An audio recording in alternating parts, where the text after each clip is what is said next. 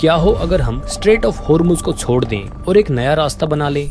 Instagram पर हर कोई यही सवाल पूछ रहा है, क्योंकि इस वक्त ईरान, अमेरिका और इजराइल के बीच जो भारी तनाव चल रहा है, उसमें ईरान ने पानी के इस छोटे से हिस्से को पूरी तरह से कंट्रोल कर रखा है। यह सिर्फ 21 माइल्स यानी 34 किलोमीटर चौड़ा है, लेकिन ध्यान से सुनिए, पूरी दुनिया का 20% तेल हर दिन यहीं से होकर गुजरता है, हर एक दिन। और अभी ये पूरी तरह से ब्लॉक है। तो अब हम क्या करें? क्योंकि अगर इसे जल्द से जल्द फिक्स नहीं किया गया तो पेट्रोल और डीजल के दाम आसमान छूने लगेंगे और तेल 16,000 रुपए पर बैरल तक पहुंच सकता है। इस पूरी मुसीबत को बहुत बड़े संकट में बदलने से रोकने के लिए दुनिया के कुछ महान और तेज दिमाग वालों ने 3 जबरदस्त आइडिया दिए। तो चलिए एक एक करके देखते हैं कि इनमें से कोई सच में काम कर सकता है या नहीं। आइडिया नंबर 1, जमीन के नीचे बहुत बड़ी पाइपलाइन क्यों न बिछा दी जाए।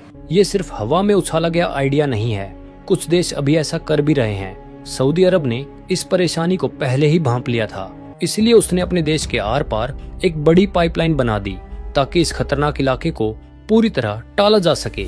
यूएई ने भी ऐसा ही किया, उसने भी अपनी पाइपलाइन बनाकर तेल को इस फंसने वाले रास्ते से बाहर एक सुरक्षित जगह तक पहुंचाने का बंदोबस्त किया। दिखने में यह बहुत समझदारी वाला कदम है। इससे तेल, ड्रोन और मिसाइल जैसे खतरों से कुछ हद तक बच सकता है। लेकिन दिक्कत क्या है? इन पाइपलाइनों की पावर बहुत कम है। चाहे इन्हें दिन रात 24 घंटे चलाया जाए, फिर भी ये डेली करीब 2 करोड़ बैरल तेल का सिर्फ छोटा सा हिस्सा ही ढो सकती है, जो कि बहुत कम है, जिसकी दुनिया को जरूरत है। दुनिया की सारी पाइपलाइनें मिलकर भी इस प्रॉब्लम को पूरी तरह सॉल्व नहीं कर सकती। बाकी बचे तेल के लिए हमें फिर भी उन्हीं बड़े लोहे के जहाजों पर निर्भर रहना पड़ेगा, जिन्हें उस खतरनाक रास्ते से निकलना होगा। तो पाइपलाइन एक अच्छा बैकअप जरूर है, लेकिन यह असली समस्या का पूरा हल नहीं है। और यहाँ एक बात है जो बहुत कम लोग जानते हैं, कच्चे तेल को पाइपलाइन में बहाना उतना आसान नहीं होता जितना नल या पाइप खोल देना। कच्चा तेल बहुत गाढ़ा, चिपचिपा और भारी होता है, जिसे आप ठंडी जमी हुई मीठी चाशनी की तरह समझ सकते हैं, जिसको आप एक बहुत लंबे पाइप से धकेलने की कोशिश कर रहे हो। आप एक बार उसे धक्का देकर यह उम्मीद नहीं कर सकते कि वह अपने आप सैकड़ों या हजारों किलोमीटर चल पड़ेगा। इसके लिए पूरी पाइपलाइन के रास्ते में थोड़ी थोड़ी दूरी पर विशाल पंपिंग स्टेशन बनाने पड़ते हैं। ये पंपिंग स्टेशन दरअसल बड़े शोर वाले कारखानों जैसे होते हैं, जो तेल को लगातार आगे धकेलते रहते हैं। और अब असली खतरा सुनिए, अगर आप पूरी तरह पाइपलाइन पर निर्भर हो जाएं, तो किसी भी दुश्मन को सिर्फ एक सस्ता ड्रोन और थोड़ा सा ब्लास्ट चाहिए होगा।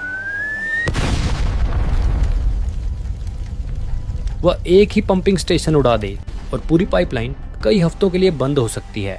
और अगर रेगिस्तान के बीच कहीं पाइपलाइन फट जाए तो फिर अलग मुसीबत। जहरीला, चिपचिपा तेल बड़े इलाके में फैल जाएगा।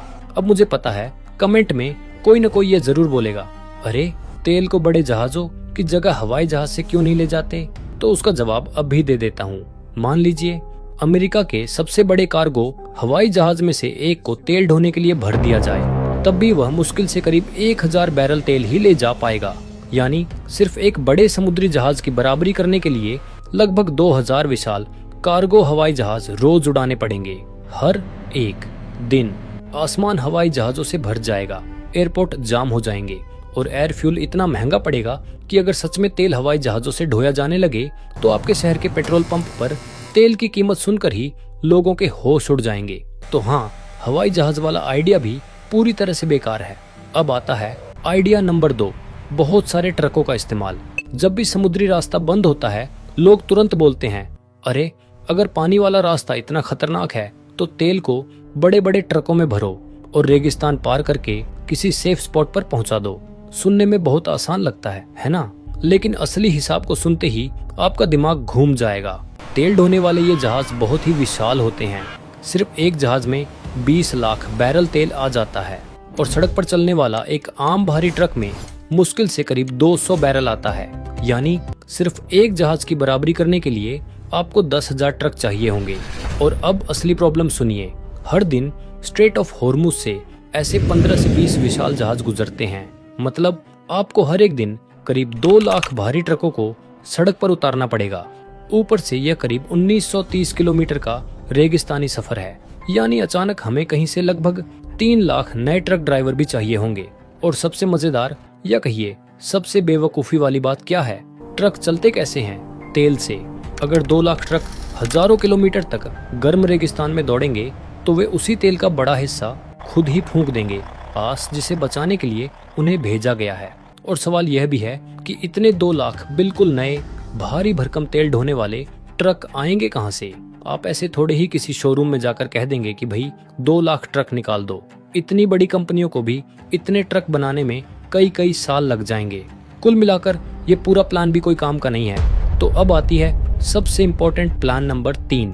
लेकिन इस क्रेजी प्लान में जाने से पहले अगर आपको सच में ये वीडियो अभी तक पसंद आ रही है तो मेरा एक बार उस लाइक बटन को दबा दीजिए, साथ में सब्सक्राइब और फॉलो भी कर लो। हाँ, तो अगर ट्रक्स काम नहीं करते और पाइप्स काफी नहीं है तो हम अपना खुद का समंदर क्यों नहीं बना लेते?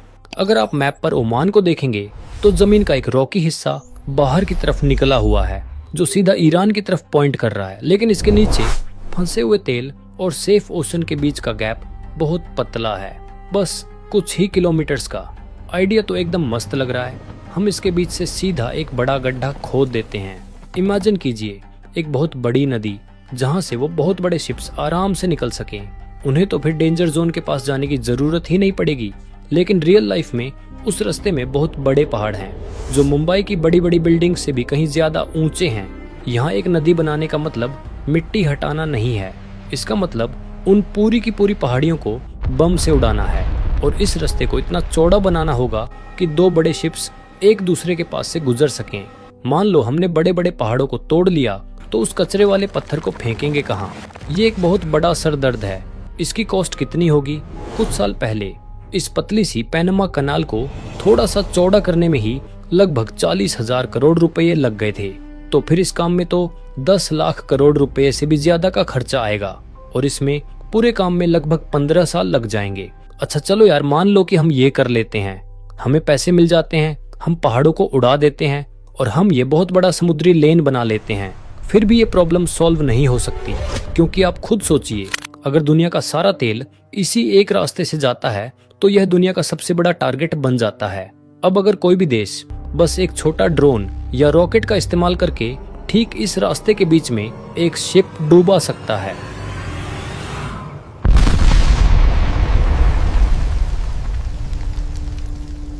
अगर वहां कोई शिप डूब जाता है तो वो हमेशा के लिए फंस जाता है, रास्ता ब्लॉक हो जाता है, तेल रुक जाता है और हम वापस वहीं पहुंच जाते हैं जहां से हमने शुरू किया था, बस बैठकर सब ठीक होने की उम्मीद करते हुए।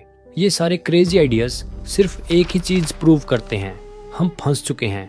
कोई फर्क नहीं पड़ता कि हमारी टेक कितनी ग्रेट है या एआई कितना स्मार्ट हो जाता है, हम अभी भी नेचर को हरा नहीं सकते। जब तक दुनिया तेल पर चलती है, पानी का यह छोटा सा गैप ही असली बॉस है। आप लोगों को क्या लगता है? क्या आपके पास इस प्रॉब्लम को फिक्स करने का कोई आइडिया है? मुझे नीचे कमेंट्स में बताइए। ऐसे ही मजेदार और इन्फॉर्मेटिव वीडियोस को देखने के लिए सब्सक्राइब करना मत भूलना। मैं मिलता हूं आपसे अगली वीडियो में, तब तक के लिए जय हिंद, जय भारत।